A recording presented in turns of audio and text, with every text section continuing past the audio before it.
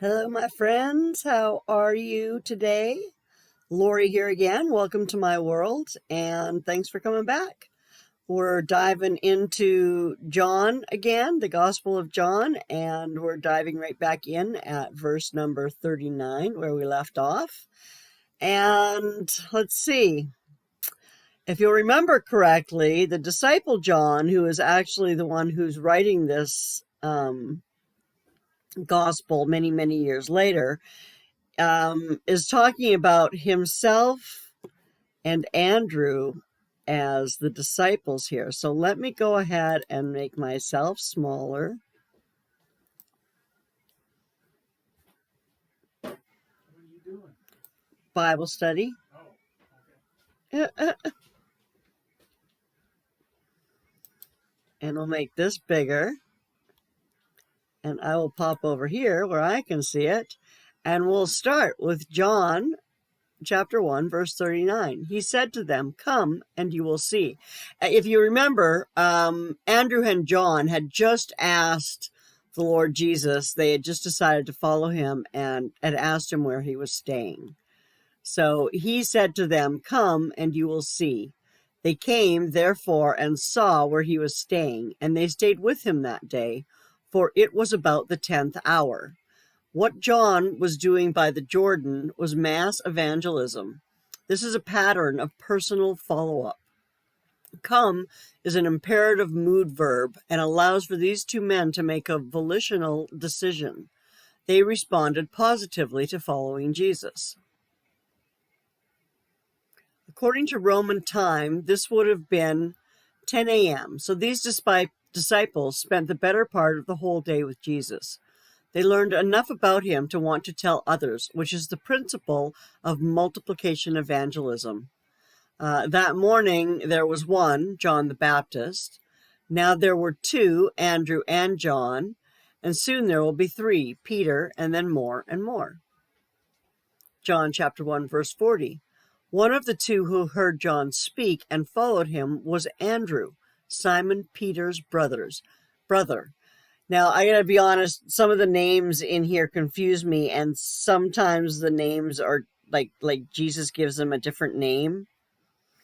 I don't know. Maybe we'll find an explanation for that in here. Like, I've not read through this part of John before, or these notes, so maybe this will clear it up a little bit for me. Anyway, as we see the Lord bringing together those who would eventually make up the 12 disciples, we see some interesting principles. They were from widely different backgrounds and had very different personalities. They spent nearly 3 years together, and they fought, argued, and made a lot of mistakes. Yet they stuck together because of their common relationship to Jesus Christ. Jesus saw something in this band of misfits that was of value, and that their differences would be a strength, an asset, not a weakness. Proverbs chapter 27, verse 17, iron sharpens iron, so one man sharpens another. And that is very true. Very true. Andrew is the disciple who goes from the shadows to be a great witness for Christ. He was the brother of Peter, who is mentioned 158 times in the New Testament, while Andrew is mentioned 13 times. He lived in the shadow of his big, boisterous brother. But every time we see Andrew, he is bringing someone to Jesus Christ.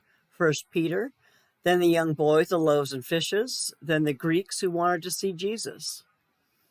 When the Greeks sought out Jesus, they first approached Philip. He had a Greek name, which is why they approached him. And Philip, not knowing what to do, went to find Andrew, who brought them to Jesus. Andrew is an illustration of friendliness and hospitality. He so loved Jesus Christ that he wanted others to know about this one who was the Messiah, the Christ, the Lamb of God who takes away the sins of the world. John chapter 1, verse 41. He found first his own brother Simon and said to him, "We have found the Messiah," which translated means Christ. The words "found first" indicate that this was just the beginning of a ministry of telling others about Christ. He found first his own brother. We see that he began this ministry, with the one who was closest to him, his brother Simon. His message was clear and to the point. We have found the Messiah. He did not attempt to take credit for this find. He includes John. We have found the Messiah. The word found is a perfect tense. We have found, and we continue in the present to find the Messiah. The word itself means to find something good after seeking it. John chapter 1, verse 42. Andrew then brings Peter to the Jesus Christ. He brought him to Jesus. Jesus looked at him and said, "You are Simon, the son of John. You will be called Cephas," which is translated to Peter. So yeah, here's where I say the names kind of, I don't know. It's hard for me to keep track, but I imagine if you study it enough times, okay. So he brought Peter to Jesus, and Jesus looked at him and said, "You are Simon, the son of John. You shall be called Cephas," which is translated to Peter. So Simon Peter becomes his name, and that's Andrew's brother. Okay. That helps.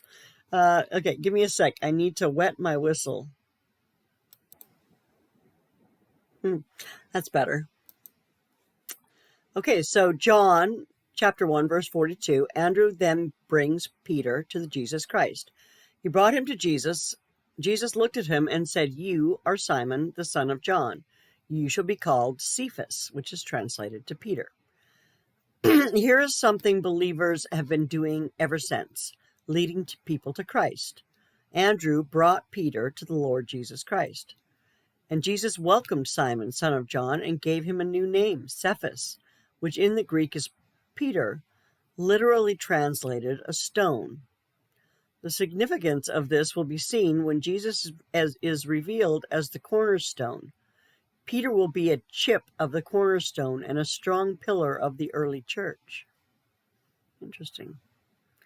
This will occur based on what is happening now. It is part of the destiny Christ has for Simon, son of John, and it will be others who will give you this name, the stone off of the cornerstone. Now, each one of us also has a destiny, and in the plan of God, we will be something we are not now. God sees us as what we will be as part of his plan as we learn, think, and apply the word of God. And that new name that Simon got, well, there is a new name waiting for each of us. Revelation chapter 2, verse 17. He who has an ear, let him hear what the Spirit says to the churches. To him who overcomes, to him I will give some of the hidden manna, and I will give him a white stone and a new name written on the stone, which no one knows but he who receives it. In heaven right now is a white stone with your name on it, but it is a name you do not know yet. The only one who knew his name this side of heaven was Peter. But many believers who will never be what they can be in God's plan, who will never reach their grace potential, will never get their white stone and will never know their eternal name. God deals with each of us as individuals. That's deep. I'm going to go back and read that again, because so the only one who knew his name this side of heaven was Peter, because Jesus told him. But many believers who will never be what they can be in God's plan, who will never reach their grace potential, will never get their white stone and will never know their eternal name. God deals with each of us as individuals. Our faith is not a religion, but a relationship. And in that relationship, God is our Father and we are his children. Jesus Christ is the head of the body, and yet the body is made up of individual parts. We have the potential of a personal relationship with Jesus Christ and a friendship with him who died for us and was raised for us that we might serve a risen Savior. So much of the Gospel of John looks at how Jesus approached individuals and how they approached him. This individual and personal relationship is even seen in his disciples and how they came to follow their Lord, our Lord, Jesus Christ. In the previous verses, we were introduced to Andrew and Peter. John, the writer of this gospel, was also present. Now, in John chapter 1, verses 43 to 51, we see Jesus meeting two more men who will become his disciples, Philip and Nathanael. Andrew and John had been disciples of John the Baptist, and when they heard their teacher proclaim that Jesus was the unique Lamb of God, they followed him and sought out the Savior. Andrew then went and found his brother Peter and brought him to Jesus Christ. While we see a pattern of evangelism, we also see a pattern of our relationship with the Lord. And the one thing that is clear is that our relationship begins in individual ways. It continues in individual ways. Jesus Christ says in John chapter 14, verse 6, I am the way and the truth and the life. No one comes to the Father but through me. And also in Matthew chapter 7, verse 14, for the gate is small and the way is narrow that leads to life. There's only one way to a relationship with God, and that is through faith in Jesus Christ. But there are many roads that lead the individual sinner to Jesus Christ. You have your own path, and God knows what it is. Andrew became because of what John the Baptist preached. Peter came because Andrew brought him to Christ. And now we see one who was sought out by Christ. John chapter 1, verses 43 and 44. The next day he purposed to go forth into Galilee, and he found Philip, and Jesus said to him, follow me. Now Philip was from Bethsaida, of the city of Andrew and Peter. Here we see Jesus taking the initiative to seek out Philip. We are told that Philip was from the same village, Bethsaida, near Capernaum, as Andrew and Peter, and from other passages, James and John. Perhaps, as these disciples with the Lord traveled to Galilee to attend the wedding feast in Cana, they mentioned to Jesus their friend Philip. They may have told Jesus that their friend was also seeking the Messiah, the Savior. So Jesus sought him out, and upon finding him said, follow me. Follow me is a verb and a pronoun, active voice imperative, a command which gave Philip a volitional decision to respond. The word is significant in many ways. It comes from a very old word that means path, and in following Jesus, Philip set his foot upon a new path of life. It is generally used in the Bible to follow the earthly Jesus and establishing a personal relationship with him. Jesus did not wait for volunteers when issuing this invitation. He sought out those who would follow him. One who sets his foot upon this new path gives up other paths upon which his life was set. To follow Jesus was to embark upon a new adventure on a new path. Since the one who follows shares in the life of the one he is following, he shares in his joy as well as his suffering. To follow the Lord is much more than a mere physical act of following someone. It is following him on a new pathway of life. We can see at verse 45 that Philip understood the significance of the offer to follow the Lord Jesus because he did not follow him, not in a physical sense. He followed him by going out and finding someone else, just as Jesus had found him. John chapter 1, verse 45. Philip found Nathanael and said to him, we have found him of whom Moses in the law and also the prophets wrote, Jesus of Nazareth, the son of Joseph. I think it is interesting that he uses the plural. We have found him. Previously, when Andrew went to Peter, he used a plural. We have found the Messiah, to include John. But here, Philip is using the plural to include Nathanael. The depth of his description, the one whom Moses in the law and also the prophets wrote, indicates that both Philip and Nathanael had an understanding of the Old Testament scriptures. Together they had studied the Old Testament and were seeking the Messiah, who has now come to them. In calling Jesus the son of Joseph, He uses a very common way of address, Jesus ben Joseph, or in the Greek, Jesus tu Joseph. I don't know. If you know Greek, you might know how to say that. I do not. So let's go a little bit further. At least one more verse. John chapter 1, verse 46. And Nathanael said to him, "Can any good come out of Nazareth?" Philip said to him, "Come and see." There are a number of things we need to see in this verse. Nathanael, who is also called Bartholomew, was from Cana of Galilee. There was a sense of superiority and even bigotry in his question of whether or not anything good could come out of insignificant Nazareth. The word good, however, is agathos, which would also indicate that Nathanael is thinking in terms of divine good and failing to understand why the Messiah, sent from God, would end up in Nazareth. This is not too unlike people today who identify places as more important than people, who have a bias or even a bigotry regarding where a person came from, and fail to see the person, his message, and that God often chooses the weak of the world to confound the wise.